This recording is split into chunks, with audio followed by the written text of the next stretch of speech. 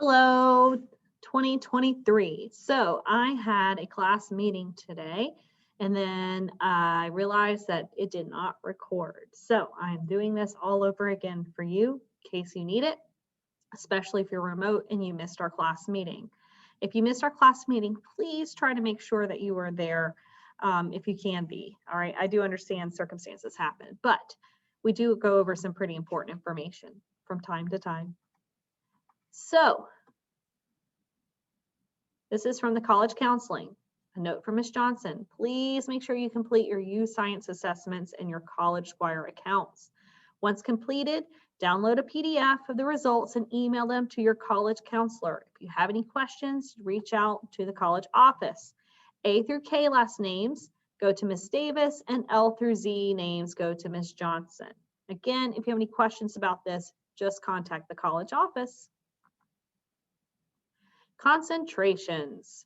So please also remember, if you are applying or you're interested in applying for Walker's engineering or public health concentrations, you can access the application. There's a link actually in the the upper school bulletin for both of them. The firm application deadlines is Monday, March 15th at 3:30 p.m. Please note that is a firm deadline. If you have any questions, please email Dr. Brady for the engineering concentration and Ms. Adams for the public health. Lunch. Now, if you're remote, this has nothing to do with you unless you do come back on campus, but we need a reminder. We only eat at the Coles Courtyard or at the auditorium. You only eat in Warren on E-days in Miss True's room and nowhere else, all right? And you must check in with your advisor every day. Outside at the courtyard, only 2 people per the round table. And it is kind of awkward. It's an awkward table, but for COVID reasons, you need to sit 2 at a table. And you must maintain social distancing. There are tents also and tables by Coles Gym. Lots of space over there. After you eat, you have to put your mask back on, period. Social distancing must be maintained. We have to be better about this, and I just want to be clear. If we cannot maintain these safety measures, we'll just have to go back to advisory lunch. It's not a punishment, it's just a fact. Your health and your safety are more important. So I want you to have beautiful lunches together. I want you to have the social time. It's really important. So if we can follow these guidelines, then we can really enjoy that time together. Please do the right thing. You have Thursday and Friday to prove to me that you understand this. Scheduling, here we are. What is the process? So scheduling, first of all, many of you have already encountered this in your classes. You'll have recommendations, maybe you signed up, but your teachers have made those recommendations based off of your interest, and they're writing comments right now. Many of you may have already received some comments from your teachers. By the way, those comments will be, you'll actually input those into your SLC slides. So make sure you hold on to those. And then starting today, we're starting to meet with our advisor to fill out our reflection slides, which I emailed to you, called Student-Led Conferences, and it has the slide link in that email. Our conferences are the 25th and the 26th. It's a Thursday and a Friday. Most of them will probably be held on that Friday. So be ready to sign up for that when that time comes. And then after you meet with your advisor, you'll have a follow-up meeting with me or Ms. McMillan, sometimes another grade level dean, depending on a situation, but probably me or Ms. McMillan.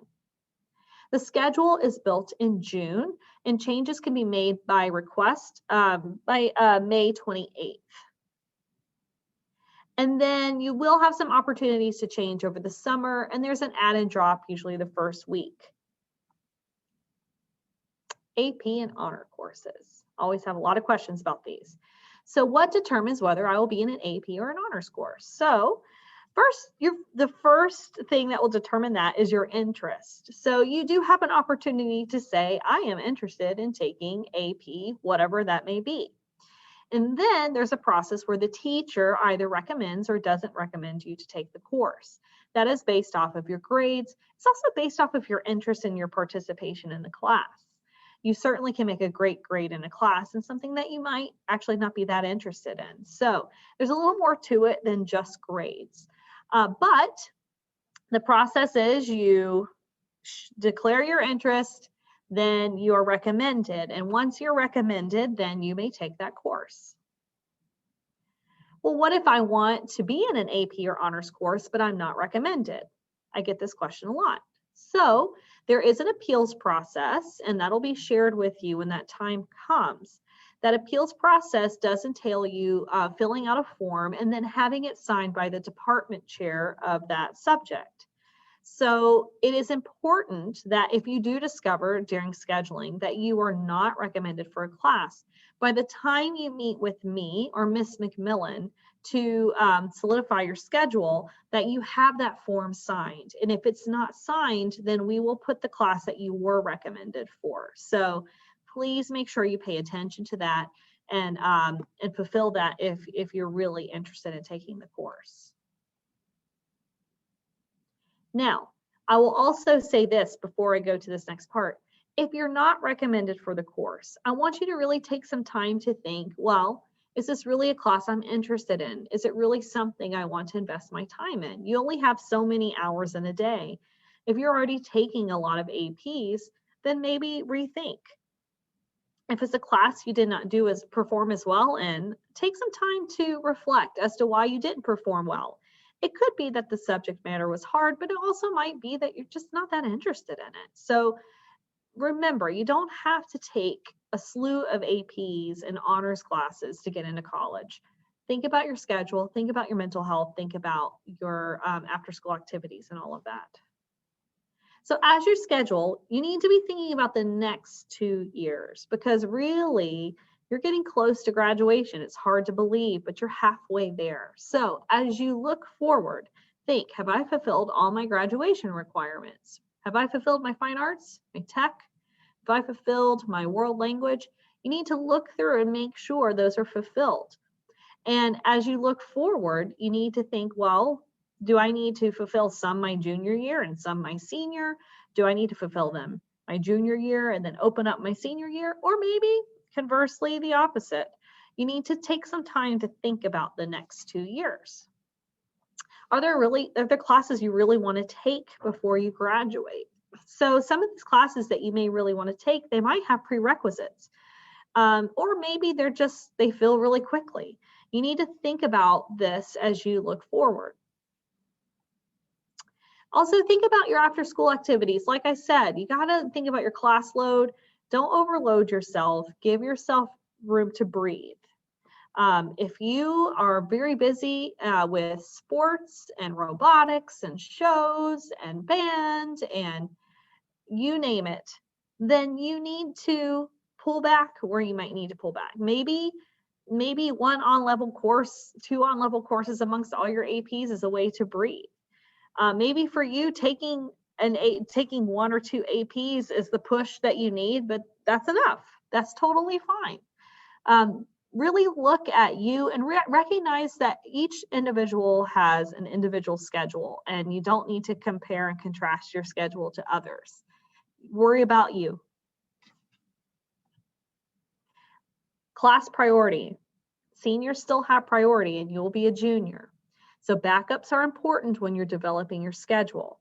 Now, the good news is you are a junior, so you get a little bit of priority, but seniors will have the main priority. So please make sure you have thoughtful backups that you are willing to take. As a reminder, we have the course curriculum for math. It's very straightforward, very straightforward.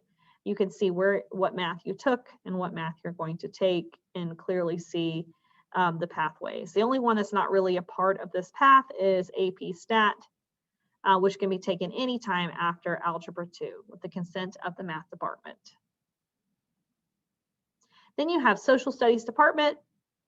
This one opens up a little bit for you. Now do note, you do have to have a year of a world history and a year of an upper school history of United States history. So That tends to be your 11th grade year. You take US history or APUSH, as many call it. But there are some electives that are open to you if your schedule is open enough and you're interested. You have civil rights in the spring. Of course, you have AP, micro, macro, AP Psych, abnormal psych, economics, and personal finance. Some of these courses do fill quickly. Some of them don't, just depending on the interest for the year. But if this is something you're interested in, it is an option for you. But again, note, you have to take US history at some point in your 4 years to graduate. The science department. One thing about science I do want to note is how many prerequisites there are. There are more prerequisites in science than there are in, I think, any other subject. So the prereq, again, for AP Physics 1, you got to be enrolled in Honors Pre-Cal. If you want to take AP's Physics C, then you have AP Calc AB or BC. So note that if these are courses you're really interested in, you need to pay attention to not only science classes as prereqs, but also math. And then we have our fine arts offerings, and you can see that most of them are pretty open. There are a lot of prereqs in visual arts, so do pay attention to that. Photography is going to be open this summer, so summer only, so that might be a course you're interested in taking. And then we also have the performing arts, like Drama 1, which and to take Drama 2 or company players, you have to have Drama 1. Dance. Note that dance is a PE and a fine art, and it can only count for one. Now, if you take dance twice, then one can count for fine art, one can count for PE. But dance one time, either is going to count for a fine art or count for a PE. It may not count for both. Public speaking, and then of course we have performance classes like chorus, which I teach, concert band, orchestra, music theory. Again, if you have questions about music theory, come by and talk to me. I can tell you a little bit about it. So these are our fine arts offerings. We do have some new classes in tech, and you can see some of the classes we've offered already in the past there and the prereqs for those. But I do want to take a moment to show you our new classes that we're offering. We have artificial intelligence and machine learning principles, cybersecurity and ethical hacking, Arduino engineering. So take a moment, you can pause this video, read all about them. If you have further questions about it, I highly recommend you to reach out to Ms. LeBron and ask all the questions, but please note that they are upper level tech courses. So they are designed for people who have taken AP computer science, right? Or robotics too, or applied programming. So do pay attention to that. And these are courses that you're interested in taking, maybe your senior year, then maybe you want to think about taking one of these prereqs next year. And then of course we have PE, which we have fitness, yoga, dance. Remember, you do need either 1 year or 1 semester plus 2 seasons of a sport required for graduation. Communication. There is no graduation requirement for this, but we do have some great courses here. We have yearbook and multimedia journalism. So that is our course offerings and the scheduling process. The last thing I will say is, again, be really thoughtful about your scheduling and note that you might not get in every course that you want to take. So really have some scenarios that you're comfortable with, that you feel good about. Sit down, be really intentional about what you're interested in, and some, plan A, plan B, plan C, depending on how the schedule pans out. Please too, as you schedule, note that your first choices really do have an impact. Don't think, well, I'll just do a schedule change later. It might not work the way you think it's going to work.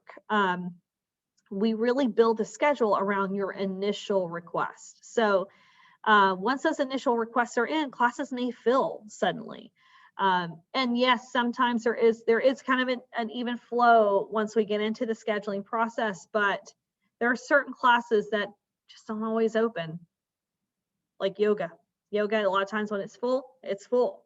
So please be intentional about what classes you really want to take. Have backups ready, and please ask questions if you have them. And that's it. All right. You know how to get in contact with me if you have questions. Of course, you can talk to your advisor and department chairs as well if you have specific questions to a particular class. Have a wonderful Tuesday, and I look forward to seeing you again soon.